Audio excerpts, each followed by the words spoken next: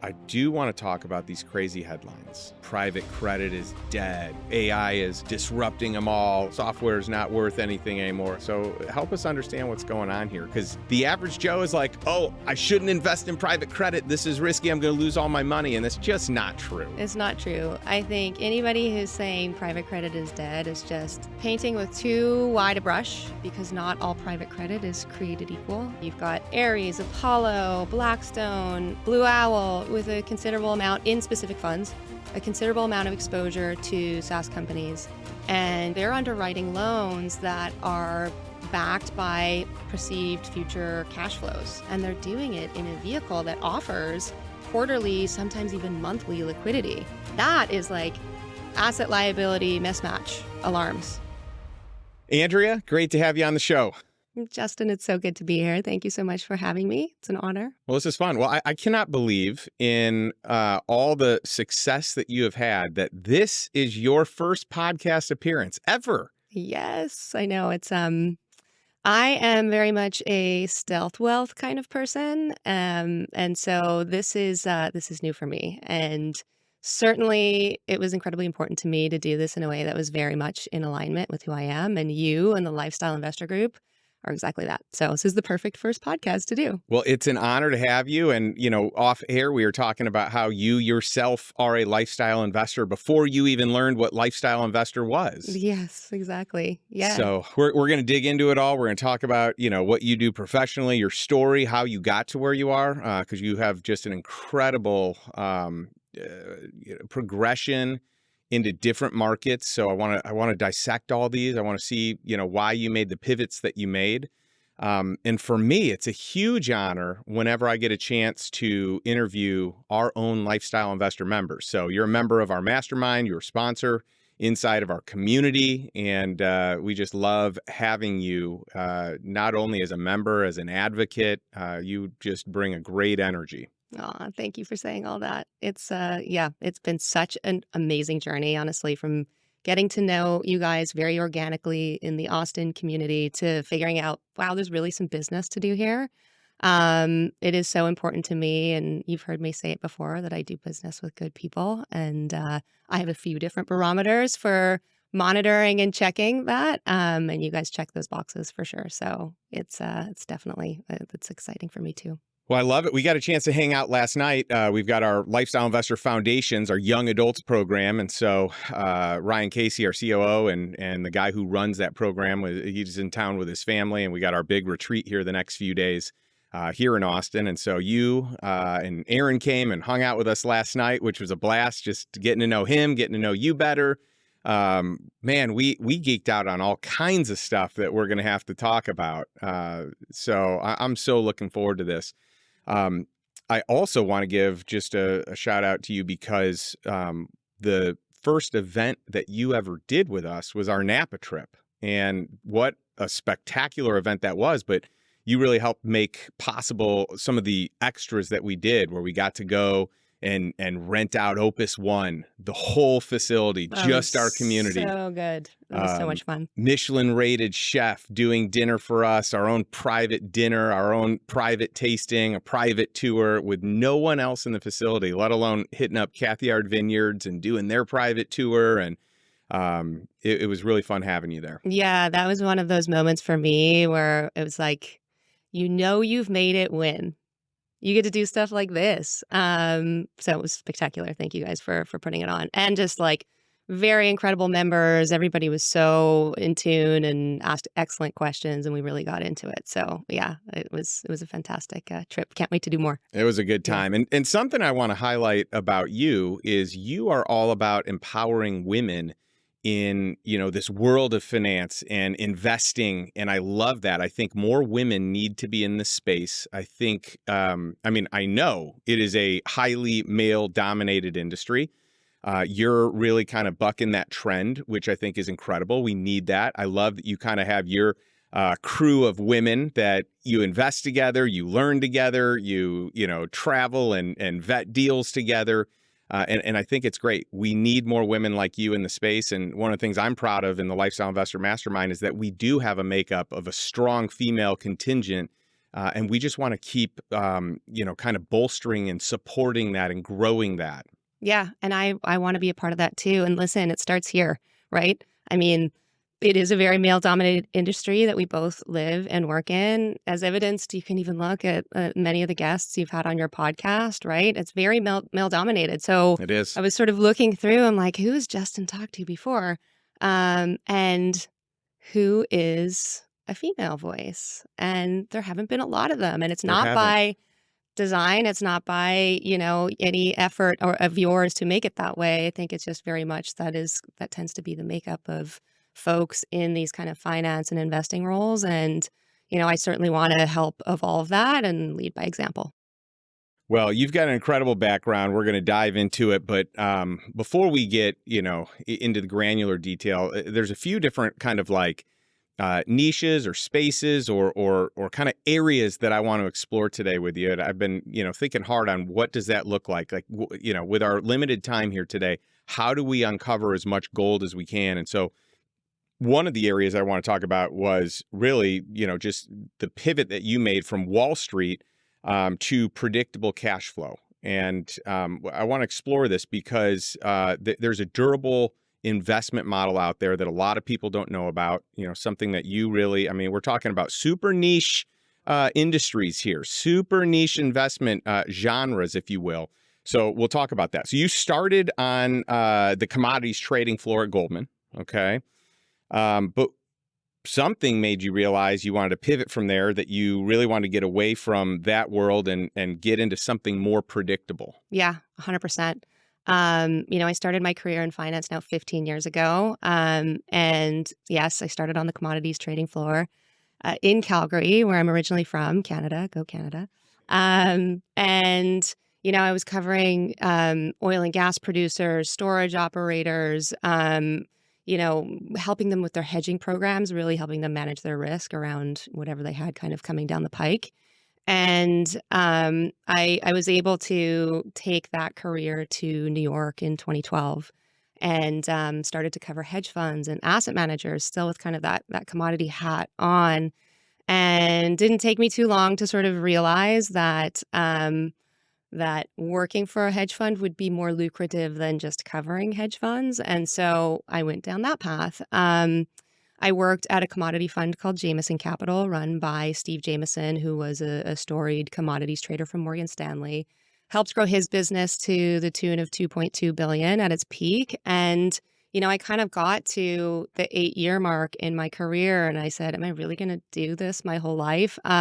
Really what it came down to is living and dying by markets that are mark to market literally every second was incredibly intense. Which we see real time right now, with oil and gas and the prices that they're trading at and what they're on war is the price, the delta that is happening in real time is just crazy. Yeah, it is crazy. And it's even crazier. If it's crazy for those of us kind of looking at the Wall Street Journal every morning, imagine how crazy it is for the guys and gals on the trading floor. It's intense, and it was the perfect way to start my career and cut my teeth. But I did get to a point where I recognized it was time to trade one hard asset for another and trade it for one that was, more about really assets that are worth only as much as somebody is willing to pay for them, right? And so I turned to real estate and private credit and structured credit. I really ultimately got just this incredible opportunity to pivot. Got an opportunity to work at LibreMax Capital, which is an $8 billion structured credit hedge fund in New York, and run by a number of, star traders, Greg Littman being one of them. And, if you're familiar with the book or the movie, The Big Short, he is that main character in real life. And by the way, great movie. If you haven't seen it, watch that movie. Totally. And by the way, watch it again. Yes. It's amazing how relevant it still is today. I've watched it several times, and every time I have new takeaways just because of, what I've learned over the years. Oh, for sure. Many lessons to be learned. And just a great movie. It's enjoyable, so well and done. you learn a ton. I couldn't agree more. And so I ultimately got to learn from the real cast of characters, and it really put me in a position to learn about all the structured credit products, all the acronyms of which there are many. You've got CLOs, you've got RMBS, you've got CMBS, and then you've got RTLs, which stands for Residential Transition Lending. And so these are short-term loans that are used to rehab residential real estate properties. And when I was at LiberMax, I recognized that this was sort of a small part of our large portfolio that we had dedicated to the space, and yet it was this bright, shining star. It was, this was 2018 now, and we were living in a zero rate environment. And so this part of the portfolio producing 8.5% returns was like knocking it out of the park. And so I double clicked and started to spend more time there, and really went down this rabbit hole of really kind of figuring out, okay, what is this space all about? What is residential transition lending? Who are the players in this space? Why do they exist? Why don't banks play in this arena? And what I came to find was that it was this really fragmented, very kind of up and coming part of the industry, run by a lot of sort of small players, family offices putting their money to work, small private lenders just starting to like get a foothold. And as I was going through this process, I was also seeing, okay, you've got the ability to originate these short-term loans, 12 to 18-month loans, and generate this incredible return safely and solve parts of the housing crisis. I mean, I say this a lot to people. I love to make money, but I really only love doing it if I can do it in a way that solves real problems in the world and also with good people. And so this was a clear, like, wow, win, win, win. How do I do more of this? Yeah, we talked about this last night where we both identified different industries where you could make a lot of money, but it was not aligned with our values, and we just refused to play in that space. And I love that about you. I think that's awesome. It's very honorable.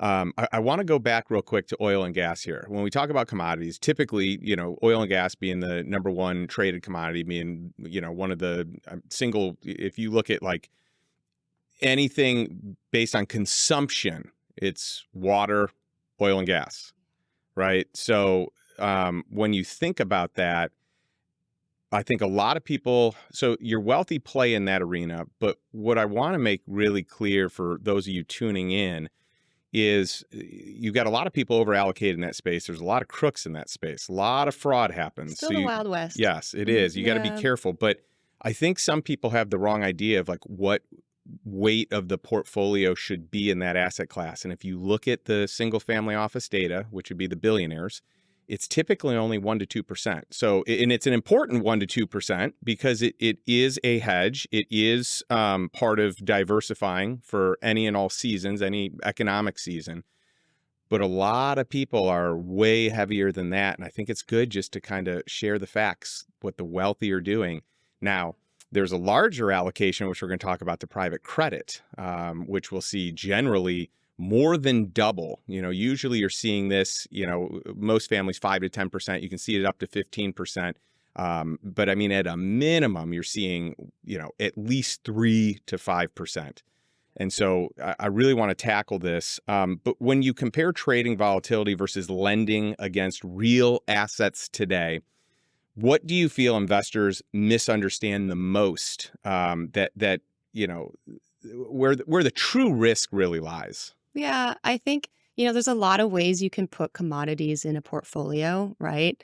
And I would caution those who want to trade commodity futures because that gets really volatile and you can get over your skis pretty quickly. I would say futures of any kind, but certainly in that space. And then the next layer is, okay, well, then you can trade options, right? You can trade puts and calls, and you can structure them in a way where it's, a little less volatile for sure, but still fraught with risk.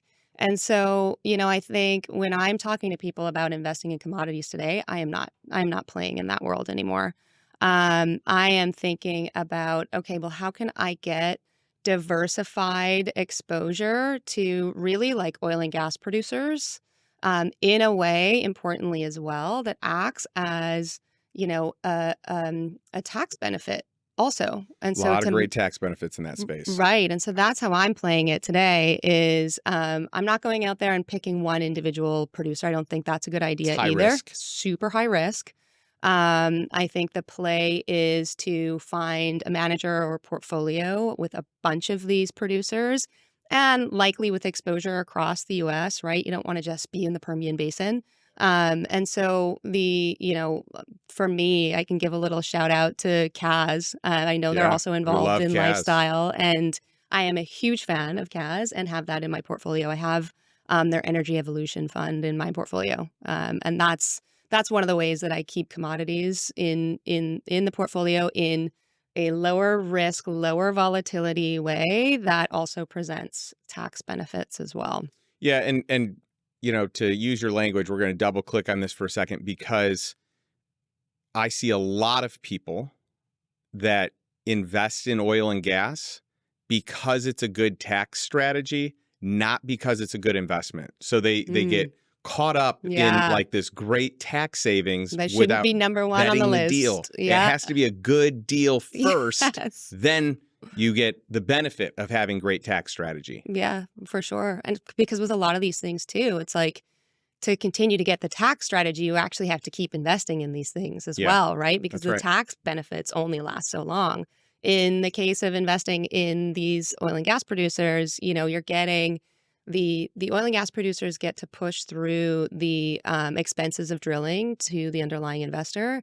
And so you're getting these write-offs depending on how you invest and who you invest with, but you're getting these write-offs every year up until a point, right? Yeah. You can only write off that asset to zero. There's no negative. And so you And do need beware the to, ones that write it off past zero. for Beware sure. the, Yeah. wherever you see many multiples on it, right? Yeah, totally right. So let's talk about residential transition lending. Okay. So this is, a specific niche that we want to dig into. And this is a cash flow strategy hiding in plain sight, but most people don't know about it.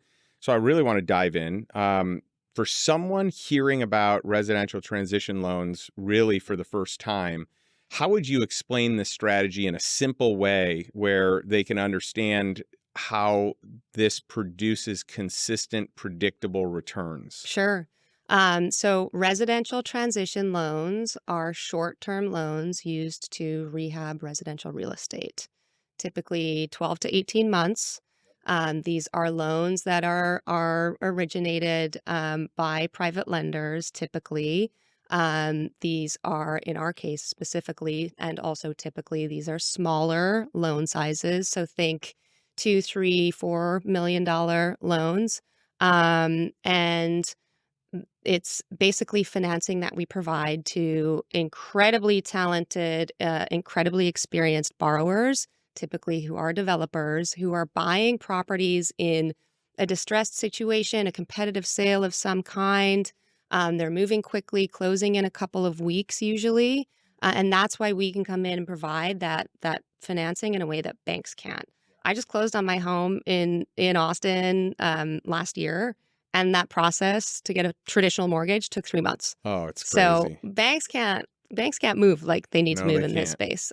So Well, that's where that's we the can whole kind of come reason in. that, private credit became what it is today, right? Over $3 trillion, all created out of nothing in the last decade based on banking regulations tightening, right? So, I mean, this is a relatively new asset class, and we're going to get into kind of the niches or subcategories of, risk versus less risky. Um, and I want to get into some of the headlines here in a little bit. But before we do, what creates the edge here? Why isn't institutional capital flooding into this space like they typically do on the equity side? Yeah. Well, so it's also still quite niche, right? I think it's maybe helpful to give you sort of a little bit more of that flow of how I came to be within it and really create IceCap. And then you can sort of see that lens through which, oh, this makes sense for smaller players to be the winners here. And so I found it, like I mentioned, when I was at LiberMax, and I really got to know the Oved family, who is a player in the space. One of these small, well, I shouldn't call them small. They are a big family, but at the time that their outfit, IceCap Group in 2016 was, they were doing a few million a month in originations. They were just kind of like testing the waters. And we found each other. They were trying to get me to buy their loans for the LiberMax portfolio. I was trying to get the family to invest in LiberMax. We did that for a year. And then finally they were like, we're never investing in LiberMax. And they said, but we want to invest in you. And we want to figure out how to build something bigger than this together. And what a big honor. Totally. Huge honor. And I was on my journey of going, oh my gosh, this RTL space is so unique. I'm seeing it produce this like consistent cash flow, but yet there was no way for me to invest my capital directly in it.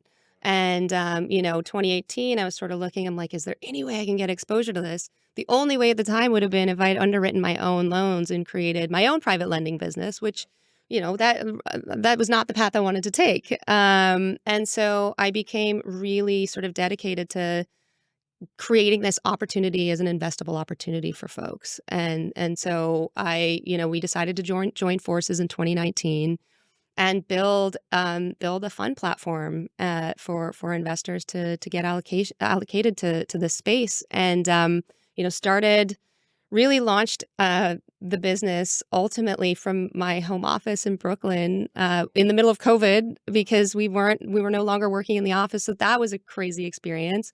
In the middle of COVID, you had construction moratoriums in New York. We're like, really, is this really a good idea, guys? But it didn't take long for everything to kind of come back, and it turned out to prove a very lucrative business model. And so, fast forward to today, we are now, I've raised 170 million in the fund platform structure. We've got various leverage lines that we're able to pull on to make that, 170, which is really 120 in Fund 3, which is our only open fund, act more like 400 million in the market. And that 400 million is about a third of our total business at IceCap Group, because we do some term lending as well, but that doesn't land in the portfolio.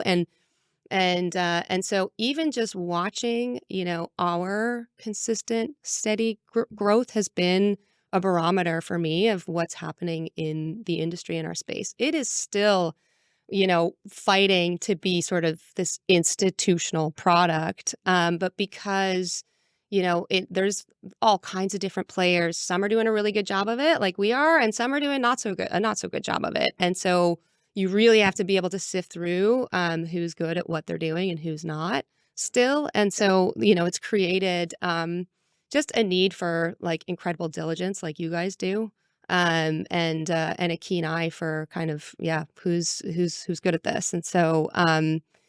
So yeah, in terms of like the institutionalization of this space, it's kind of been my crusade. That's exactly what I'm trying to do with IceCap, but of course, in a way that is very carefully calculated. I'll give you one example. Like I specifically put in our docs that we will not raise more than $25 million a quarter. Yeah, and slow growth. So make important. sure you can handle it. Yes. And that you're not forced to invest in things, right? That because you have the money and you're going to have to pay out a return and you're sitting on it, it's like, oh, it's burning a hole in our pocket. Let's buy this asset. Let's lend to this group. And that can get you in trouble. 100%. And I mean, like touching on some of the headlines, earlier headlines in the private credit space were certainly around, some of the cracks in the foundation, some of these big blue chip names that have raised billions of dollars really fast have done it without necessarily having the pipeline, right? And when that happens, well, then you might look at a deal and miss some details or not properly underwrite. That's right. And or that creates issues later. You're hungry for the fees, right? You're raising billions of dollars off of fees alone. You're making an incredible living. The business is booming. At that level, it's your fees are well beyond the cost to have a team and maintain the business. Totally. So and it's a consideration everyone needs to have in this space is like, what's too big? For sure. For sure. And I mean, that's exactly why I love the model that we've built with IceCap, is because we're still fundamentally family office backed. Like, those are my business partners, right? Joseph Ovid, Ezra Dweck, the full Ovid family. I mean, we're all in this together, skin in the game, but also they're making money in other parts of the business. They're in the apparel manufacturing business in a really big way. That is a real money engine for them. So this is not for them, like, how do we raise as much money as possible? In fact, I've tried to, and I've had moments where I've had $100 million at our doorstep, and they're like, nah, we're good. And I actually love that and respect that about them. So I think it's really important to pay attention to that. And even last night, off air, when we were just hanging out, you had so many nice things to say about them, because for you, it's important who you partner with, that their value aligned with you, the way that they're, family men and the way that they show up. So I think that's really important. I want to give them a shout out. I also think it's interesting seeing the pivot. I'm talking a lot about this in my newsletter. So I started this brand new newsletter called Lifestyle Investor Lens, and I'm talking about this big shift that's happening basically from, the wealth industry to the family office paradigm. And you're seeing more and more of this. So, that transition from institutional capital or the big banks or the big private equity firms over to these family offices and what they're able to create, the opportunities that they're getting, obviously this being one of them, this being one arm for your family office partner. Yeah, totally. No, and it's definitely a trend, right? You're seeing new family offices are created every day. And certainly as you see more wealth creation and exits happen, there's just the family office world continues to expand. And not all family offices are the same, of course. It's very hard to know which one is what kind, but I got super lucky, of course, getting to work with the Ovid family. I said to you, I think, I've spent a lot of years working for some pretty unsavory characters. And like we were talking about before, a lot of, male domination, of course, in this industry. And so it became clear to me as I was thinking about who I wanted to build this business with. I'm like, I want to work with people who are probably going to be predominantly men for the first little bit, who love their wives and love their kids. And that is actually an incredible checklist item for me when I think about allocating my money as well as an investor when I wear my investor hat. That's awesome. So and shout out to Front Row Dads, which is a group that I'm part of, where the mantra is family men first, businessmen second. So huge fan there. I want to talk a little bit before we get into the headlines that have been, that we're seeing here in private credit. I want to talk about leverage, because leverage is tricky. Sometimes you hear it and you're like, ooh, that's a bad word, taboo. We don't want to do that. That means risk. But there are ways that you can structure leverage in a less risky environment, or less risky way based on how you collateralize. But I also think that, for those that are not heavily in the investment world, they may not recognize the relationship between leverage and returns. So there's this balance of how do we get the best returns, but keep it lower risk. And so I'd love to hear how you talk about that, because I know IceCap uses leverage, but you use it intelligently versus, like, there are a ton. I mean, I was actually looking through my emails yesterday.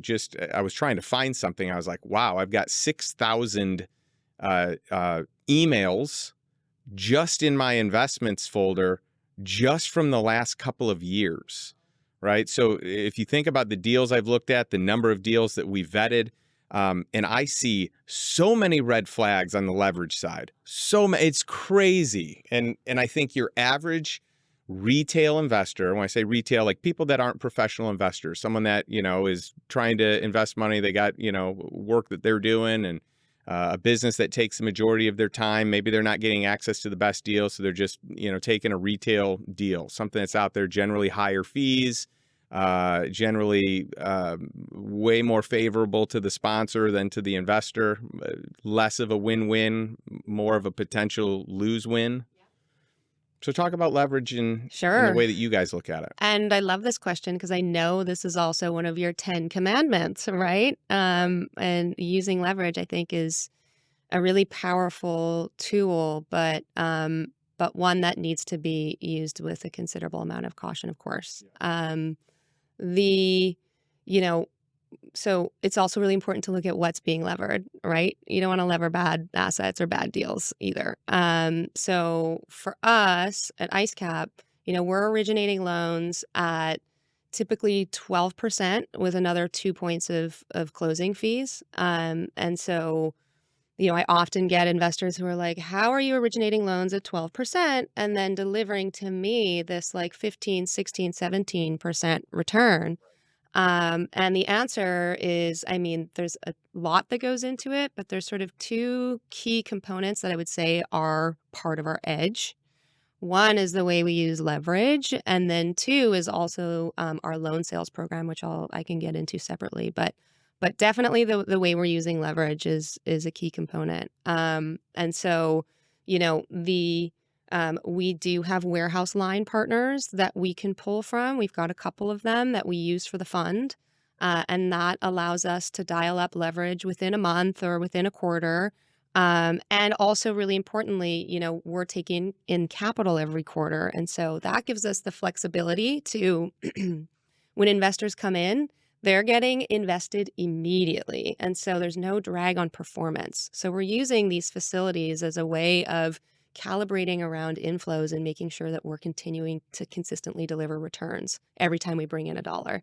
Now, before you move to the next point, yeah. explain real quick what a warehouse line is for people who don't understand sure. what that is. So it's a credit facility. It's got, strict covenants built around it in terms of what we're allowed to use it for, what we're allowed to put on that line. And within that construct, we can originate loans. There's a lot of work that goes done to, get to know each other and make sure that it's a right fit. They, analyze our business and the types of lending and loans that we're doing, make sure it's a fit for what they want exposure to. And then we've got sort of this, credit box that we know that we can work within to use that credit facility. With pre-established, terms, interest Exactly. rates, something more favorable than what you'd see on the general market based on Yes. volume and relationship and all that. Yep, exactly right. And so that is, with our warehouse lines, those lines are floating rate lines. And so,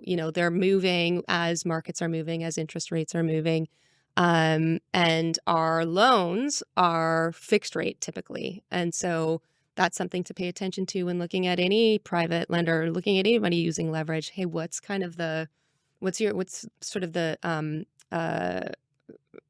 what are your assets doing in relation to the debt that you're using?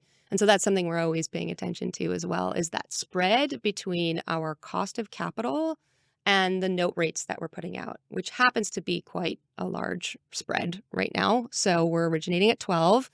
Our cost of capital really for the business right now is kind of around 6.6% for the fund. And so we're always making sure we're managing that spread between that 6.6 and that 12%. So that's ultimately how we're able to turn these 12% returns into 16% returns.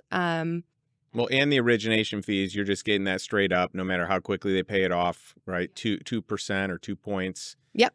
Is pretty right big away in the whole scheme of things. So for people that don't understand this space or private credit, that, kind of helps juice the returns. Yep, for sure. Yeah, that 2% is collected day one on the full loan amount. And our loans, by the way, so these are construction, these are, rehab loans that are released over time, which is another really interesting, dynamic of what we're doing here. We're giving the borrower a part of the loan to go and buy the asset. And then the other part of the loan we're giving to them over time as they're doing the work. Once they sure they perform based on what they said they were going to do, right? Exactly. And so we are de-risking, and this loan is de-risking as they're getting work done. But it's brilliant because you make your 2% no matter what. And even if they never get to the point that they earn the extra tranches, you guys are in the money there. Yep, that's exactly right. And we're getting that 2% on the full amount regardless. So yeah. And then from a collateral standpoint, yes. talk about that. And then we got to get into your second point. Yeah, perfect. Okay, so we are first lien on all of our loans. Very important to pay attention to that as well when you're looking at credit funds. Like, where are you in the capital stack? We're first lien, which means we can take that asset over at any time. Now, the type of lending that we do, we are incredibly hands-on. We are right in there with our borrowers. We know them very well. We know all the projects really well. We do intense diligence on both the project and the borrower. And then once we get to actually closing that loan, we are servicing the loan as well. And so we know what's happening month by month. We are collecting interest from those borrowers in real time. And so we can tell if things look like, they're going a little bit sideways, or they might need help. And so that's a really good position to be in for us to kind of maintain just safety around that asset. And so if it looks like things are in trouble, our first line of defense is our relationship with our borrower. We talk to them, what's going on, how can we help, what do you need? And oftentimes it's just like they need a little bit more time. You need a time extension. Okay, we'll do that. We'll give you a couple extra months, and in turn, we'll take some restructuring fees. We love doing that. And we love getting our borrowers back on track. We would rather not take over the asset. That's right. Yeah. That's right. But we can if we need to, and that's super important. That's the key. Yeah. All right. So the second key to your returns is what? So also our loan sales program, really importantly. So we have a head of capital markets, Steven Schwartz, who is just a badass. My whole executive team, they're all badasses. Steven is responsible for all of our loan sales, all of our warehouse line management, and as well as our securitization, which we didn't even get into. But the securitization is the other way that we're using now to lever our portfolio, and that is, super high level. It's $185 million securitization that we closed last year. Posted $18.5 million from the fund to access that capital, and it acts like a bond with very seasoned, well-known hedge funds, asset managers that are invested in it. We pay them a coupon, and we use that now to lever the fund. We could spend a whole other podcast on this, so I won't get too detailed on it, but it really has allowed us to silo the risk. And it's $18.5 million that we have at 9-to-1 leverage on a portfolio of $120 million. And so we really like that kind of leverage. It keeps it really carefully managed. And a lot of these private credit funds do not have that type of leverage. Yeah, and we've been able to access that leverage, one, because we are bigger than our funds. We did $1.1 billion in originations last year. We're going to do more than that this year. We are becoming, we are definitely one of the largest private lenders in the space. And we've got, we've built that institutional rapport and relationships. And so that's what allowed us to go to the street last year and make this happen. And we will do another one this year as well. And so that's part of the edge for sure, and how we're carefully levering the portfolio. And then this loan sales program. So what's great about our business is these loans, once they're closed, it's a very liquid market, actually. There's a lot of players who want to buy these loans from us once we've done the hard work. And so what we like to do, I would say with probably like 20 to 35% of our portfolio, we'll let that loan season on the portfolio for a couple of months. Steven's really attuned to what note buyers want which loans. And so he can look at our whole portfolio and go, okay, these three should go here. I know that this guy's going to want to buy these too. And so he will opportunistically look at the portfolio and sell loans when it makes sense. And when we do that, that loan that we originated for 12%, we're now going to sell to that note buyer for 10%. They're going to take that note and that risk off our book onto their book, and we're going to continue to receive that 2%. It's called interest-only strip, or IO strip, while the risk is removed. So we love doing that all day long. That adds for us probably another like 1.5 of performance at the end of the day. So Yeah, and you see this in the residential mortgage space, right? Yeah, you see this, in with CMBS, right? Packaging loans, taking them to Wall Street. so this is a variant of that. So it's not odd, but it's becoming, this is now on the private side. It is becoming as private credit continues to mature as an asset class, we're seeing more and more of that, right? That's right. Yeah. And I'm super proud of my team for making this a reality, because it is for the RTL space to now have securitizations. This is relatively new and exciting. And so we were only one of 3 securitizations in our space last year. So Wow. yeah. I love it. Yeah. Well, I want to get more granular, but before we do, I want to talk about really what chaos does, the opportunity that chaos really brings for investors, when you're trying to find alpha in a regulated, some sort of like regulatory environment. And so we'll get into some of these headlines here in just a second. Before we do, you've spent time investing in markets like, New York, you mentioned that already. How do regulatory environments actually create opportunity for disciplined investors that I talk a lot about invisible deals in my book and in the way that I invest. I feel like that's a huge invisible deal because a lot of people see the regulatory environment as like, oh, I can't do these things. It limits me over here. When in reality, it's kind of opening up another lane if you're willing to look at it that way. Totally. I mean, we are heavily invested in New York. That is where our headquarters are. That is where our business started and where we really grew from. It also happens to be an incredibly complicated, highly regulated part of the market that a lot of people are like, I don't want to touch it. And for good reason. That's right. Well, and I've always said no to all real estate in New York, because that regulatory environment is really challenging, for sure. Especially on a rental standpoint. So, this is different because we're, you're lending, but I mean, I am running from New York from an investment standpoint on the equity side, on the, rental side. I don't blame you, by the way, on the equity side. There are still loads of opportunities where we play. And in fact, this is where, folks who are retreating from the space, being like, you know what, I'm a pause on New York for now, or we even had a capital provider that we were working with, that we were close to setting up another relationship with, and they had some changes internally, new CEO, and then the new CEO was like, I don't get New York, so actually we're gonna stop this right now.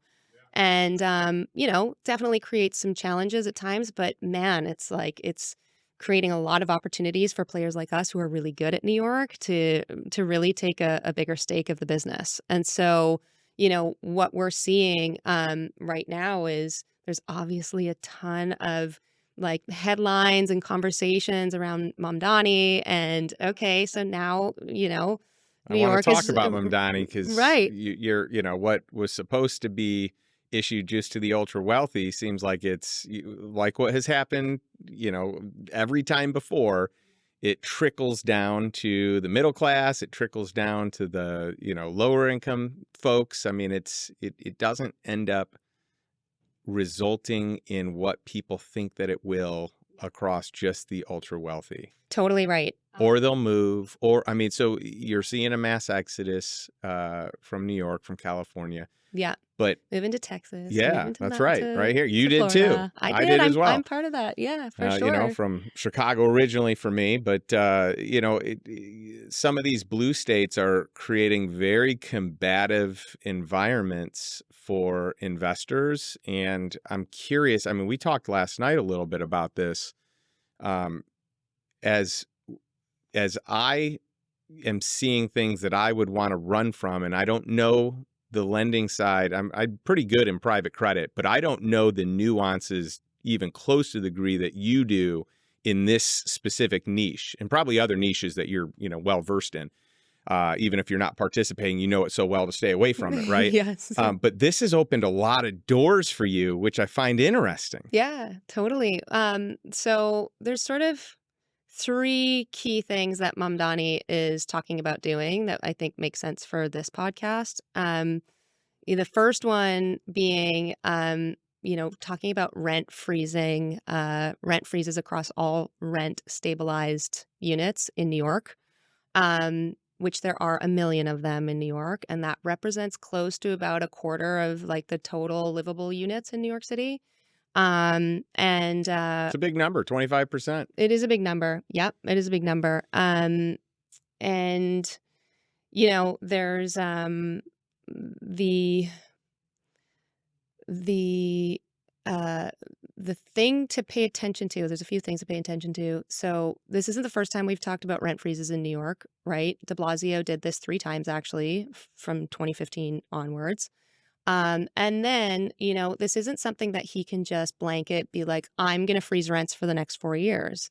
This is something that's decided on a year by year basis. There is like a housing guidelines board in New York that makes these decisions, of course, appointed by Mamdani. So there's, of course, like from our perspective at IceCap, we do think he will be successful in these rent freezes, but it's going to be on a year by year basis.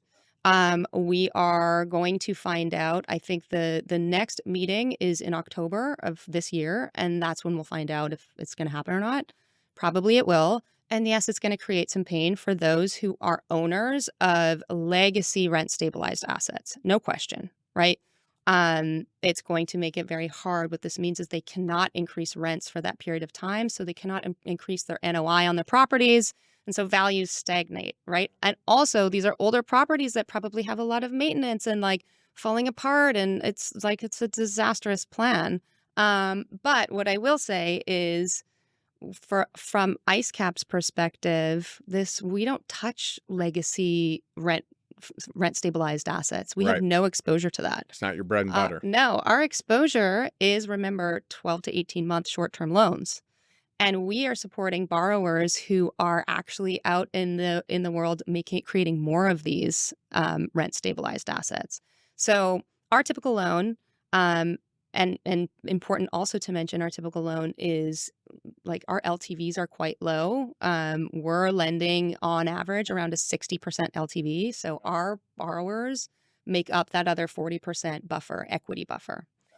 So we've got a ton of protection in our loans if anything goes badly. And I always like to say too, it's like you'd have to have the worst environment that we had in the worst market that we had, which was 2008. And I think Nevada was one of those states that was one of the worst, where you had house price appreciation negative. It was like negative 30 or so. You would have to have worse than we saw in the worst market during the great financial crisis to see principal prices or principal impacted on our loans. Okay. Michigan got hit pretty hard there for a while too. Yeah. Yeah. And so I think that helps kind of put things in perspective when people are thinking about how they're investing with on the debt side versus equity. That equity piece wiped out, right? And so that's why I would like you're saying, I would not choose to invest in New York on the equity side right now. But from the debt perspective, our borrowers are in a lot of cases, they're building new properties where they're actually setting aside a certain percentage of that property for new rent stabilized assets. There's a whole ecosystem that exists in New York that supports the new construction of these, right? And so it's 421A, the new program, I think it's like 285 or something, but same idea. Essentially what it does is it incentivizes builders to set aside a certain percentage, usually like 20-25% of the units for rent stabilization. And in return, what they get is a 35-year deal, usually, on tax abatements. And so typically how they're structured is like first 10 years, no taxes, no property taxes. And then those years after, it slowly ticks up over time until you get to the end of this term. And once that tax benefit has gone, so too is the rent stabilization. And so this is how these deals pencil for our guys, right? And so our exposure on the debt side is to the creation of new ones, not to existing ones. And so it's for us, this isn't impacting us directly. Which is awesome. And it's interesting because for those of you that are unfamiliar, a tax abatement in itself can make a bad deal a great deal. Because of that margin, because of the delta of what you can get in a return. But you also have to be careful because a lot of these groups pitching these things will say, oh, yeah, we can get a tax abatement, and then they don't. Oh, yeah. And then their deal doesn't pencil. For sure. You need to make sure they right? know what they're doing. And Yeah. again, And that's a specific equity side example, right? This is different than what you're talking about. well, and I will say too, when we're underwriting deals, we will look at the deal from both lenses. It's like if this gets a tax abatement or if it doesn't. And we're using that, like, if it doesn't, do we still want to do the deal? So that's important to look at for sure. So the other thing Mamdani is talking about doing is he wants to support the creation of another 200,000 units of rent stabilized homes in New York City over the next 10 years. That's actually great for us. That's going to create more borrowers who want to do this work that we will want to fund. And so this is a net benefit for us. Okay, number 3 is he is talking about increasing property taxes. Really, actually, plan A for him was to increase taxes on the wealthy. He basically wanted to tax anybody making $1 million or more. This is where we're seeing it slip. But realizing he doesn't actually have the power to do that, right? So we've got a nice balance, at least with Hochul. And didn't I see something where it was now going to be 750,000?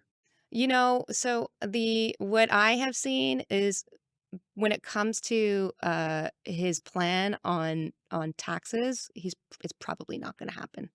It's basically he realizes he's not going to get this done, right? And so his plan B is to increase property taxes instead because he does have a little bit more power to influence that.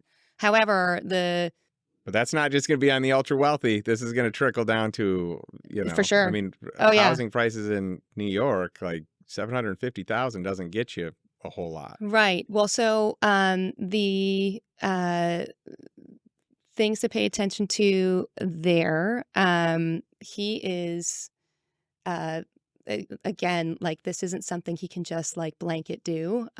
This is something that city council has said is a non-starter. He's getting a ton of pushback. I think we are starting to see his rhetoric change a little bit around this, recognizing that this isn't going to impact just the wealthy. And so, okay, so let's take a step back and really look at this proposal. Again, with our business, I mentioned to you that a lot of our deals that we're doing, our borrowers are taking advantage of these tax abatements. Well, they're not paying taxes for the next 10 years anyway. So we're good. And again, like, we're definitely good because we're only in the deal for that 12 to 18 month period. Our borrowers are good because they're covered for that next 10 years. But ultimately, our borrower at the end of our project, they are refinancing out of our loan. And at that point, they're getting a traditional bank loan.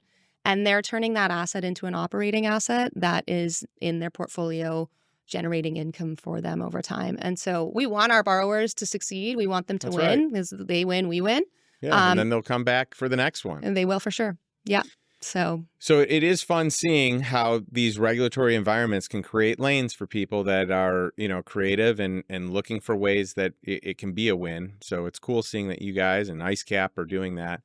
I do want to talk about these crazy headlines. Okay, private credit is dead. All this private credit that went into, these software companies that aren't, AI is disrupting them all, and they're, software is not worth anything anymore. It's like it's so clickbaity, but and the reality is plenty of software is great.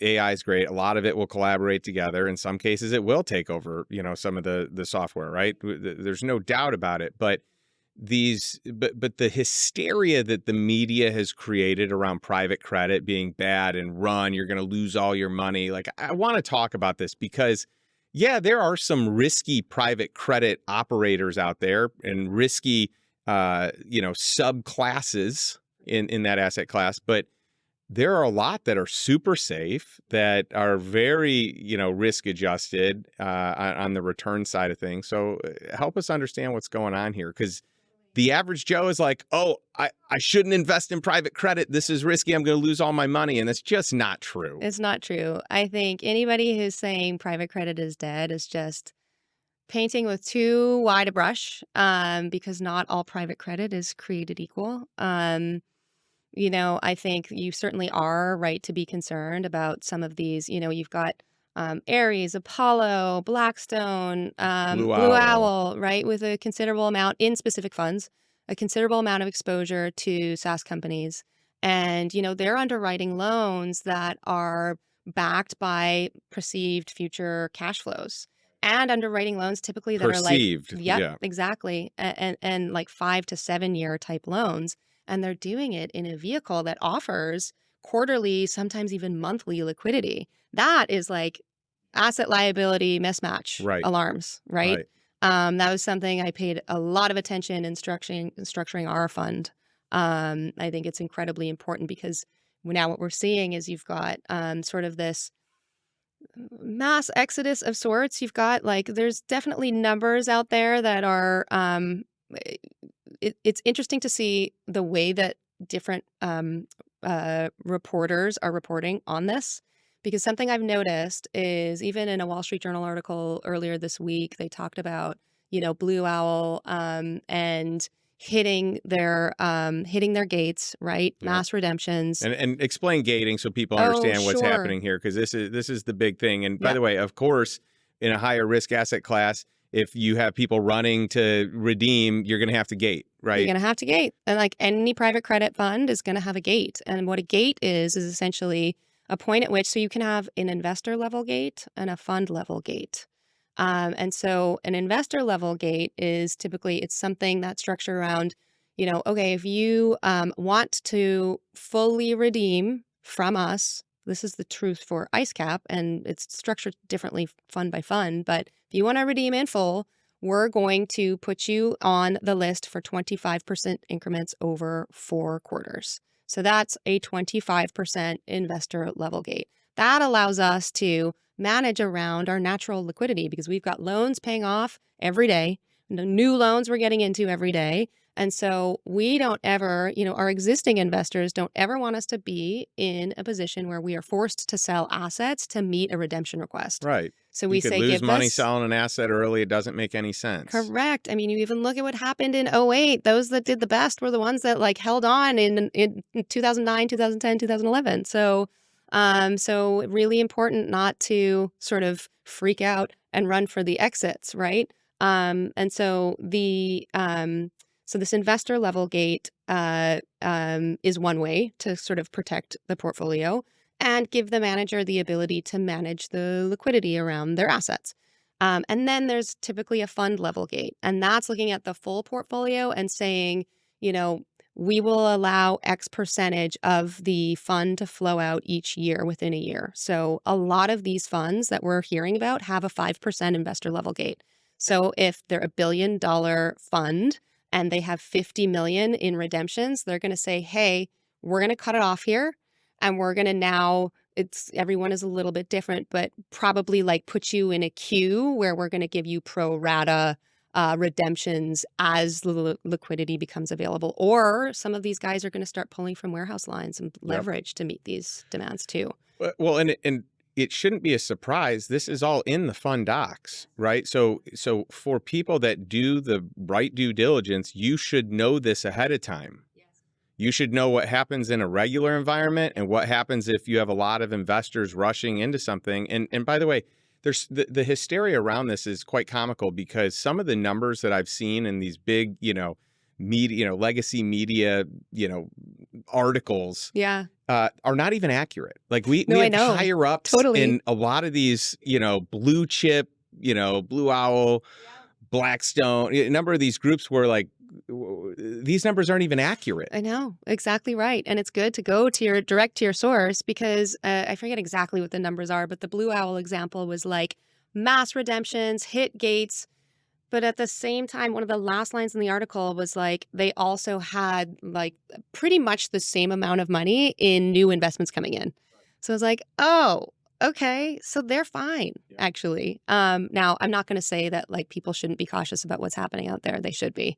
There's definitely major concerns, but and a lot of private credit's garbage. It's there is anytime you have a new industry that's created, you've got great players and you have a majority they're not great. This is a new industry. Things haven't been perfected. You have people that are starting these that never went through a financial crisis 100%. before. So that's important. And, you know, even to the point on the headlines, like I think it's important to mention,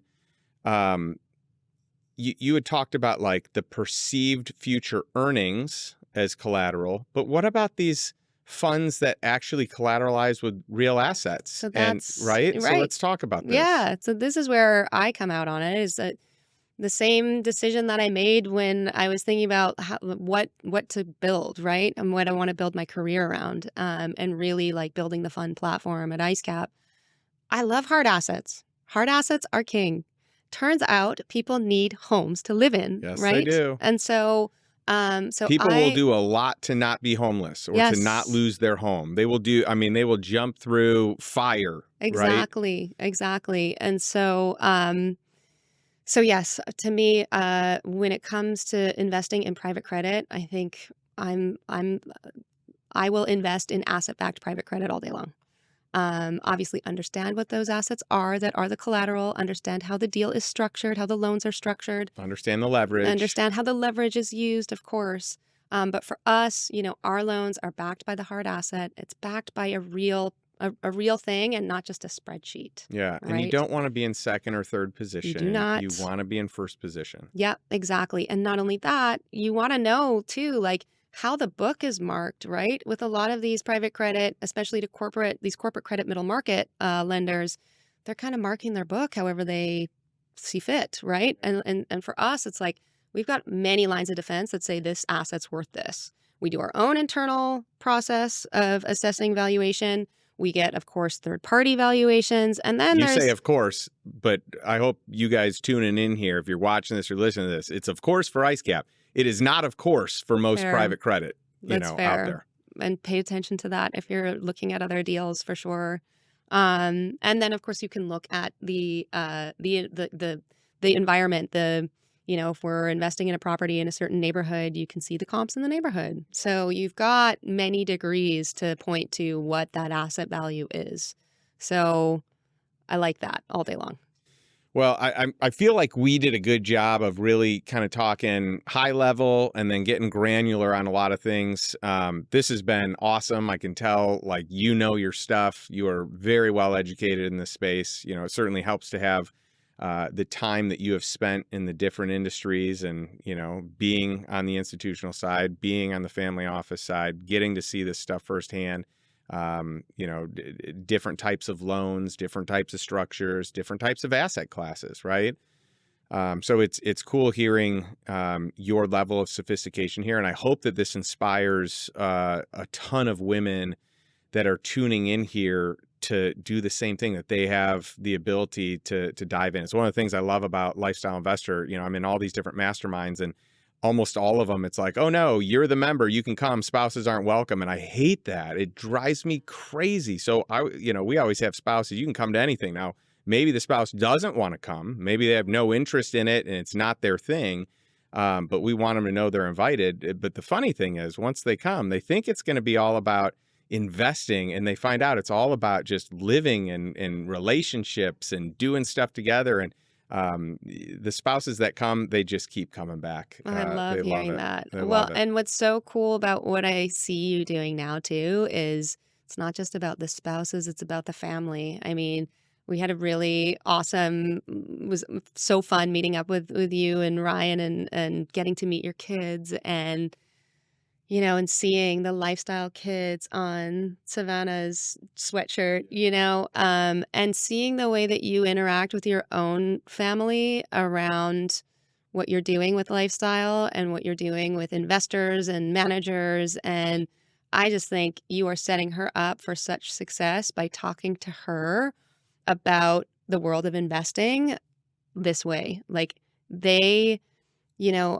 bringing up young women in the world of finance. I was so lucky to grow up with a dad who did the same thing with me. We would talk shop, we would talk about deals, and he allowed me to have that sense of confidence around investing my own capital and building my own business. So you are really setting her on the right path, and I got to see that firsthand, and that was a beautiful thing. Thank you. Well, if she can follow in your footsteps, I'd be just ecstatic. I'll be proud of whatever she decides to do. But just my love of investing and, this whole world. It'd be cool to see her do that. And for those that, haven't talked about this a lot, but our kids book is coming out and it's called The Money Club. And the 4 kids of the Money Club are the 4 kids you hung out with last night. So we got our Money Club picture. So each of the 4 characters are, my daughter and then Ryan's 3 kids. So I want in the Money Club. That sounds so really cool. like where the cool kids are. And for them to get started at this age, it's amazing to think of where we could have been had we known these things or had people that could mentor us on these things. So it's cool seeing them, put it to work. I mean, real application at that age. Savannah just did a lemonade stand with her friend. Yes, that's where it just starts. this weekend. Yes, and I did it's that cool. too. They're fired up to make their $36, and they whipped this thing up pretty fast. And oh my gosh, 36! They made $36 $36 in my just day. in the neighborhood. I set up a candy store on my front porch, and I did it with 2 friends. They were, of course, my employees. We made $5 that day, $5. And you know what we did with it? We took it and we went to 7-Eleven and bought more candy. I love it. Well, and what it does, it builds that confidence that you can do it again, and so we're actually using, it's really fun. So I'm an investor in a lot of these AI companies that are out there. And so we're using some of them. We're using Replit to build our website. Awesome. Savannah has her own business domain name. We're building her website. She's got a jewelry business. Which I'll probably, do an episode on at some point in time, but you should. It's cool. It's cool. That's incredible. Well, I don't have kids yet, but I'm very excited to join the club soon enough. Yeah. So soon enough. Well, you get married here in T-minus a month or so. That's right. Yes. So very cool. Very exciting. Andrea, this has been awesome. Where can we learn more about you and more about IceCap? Sure. Yeah. You can reach out to me, A.S. Propp. My last name is Propp. That's S as in Susan in the middle at icecapgroup.com. You can find us online at icecapgroup.com. Or, come to the Lifestyle Investor Group events and I will likely be there. Love it. Yeah. So fun. Well, I like ending every episode with a question for our audience. The question is the same each week, but what is one step that you can take today to move towards passive income, move towards financial freedom, and really just living a life on your terms? So not a life by default like most people, but a life by design. And what's one thing that you can take from Andrea today to put into practice in your own life? Thanks so much, and we'll catch you next week.